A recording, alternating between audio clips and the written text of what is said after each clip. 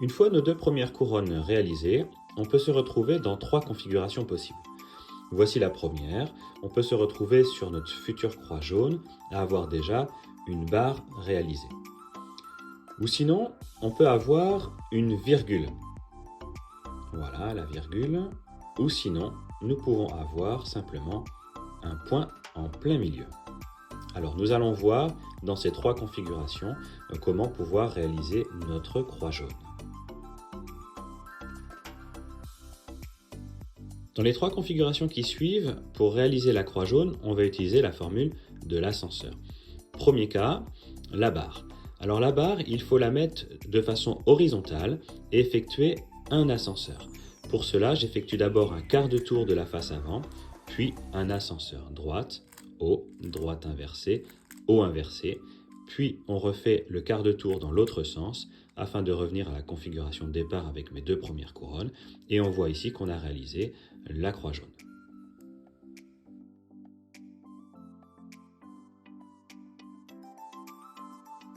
Deuxième cas possible, le cas de la virgule. Ici, on va placer cette virgule de cette façon-là et on va réaliser deux ascenseurs. Toujours un quart de tour avant au départ, puis deux ascenseurs l'un à la suite de l'autre. Droite, haut, droite inversée, haut inversé, puis on recommence.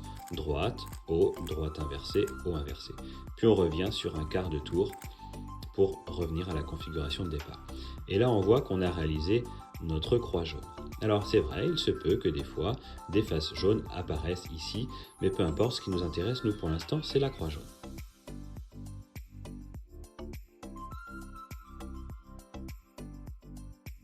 Et enfin, troisième cas, le point.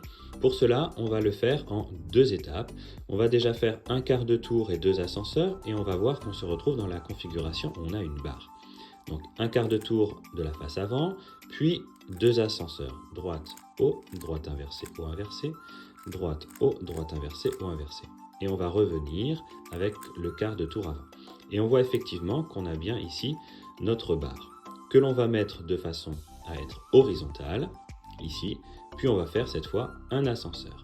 Donc face avant, puis droite, haut, droite inversée, haut inversé, et on va revenir notre face avant à la configuration où on a nos deux couronnes et on a ici bien notre croix jaune.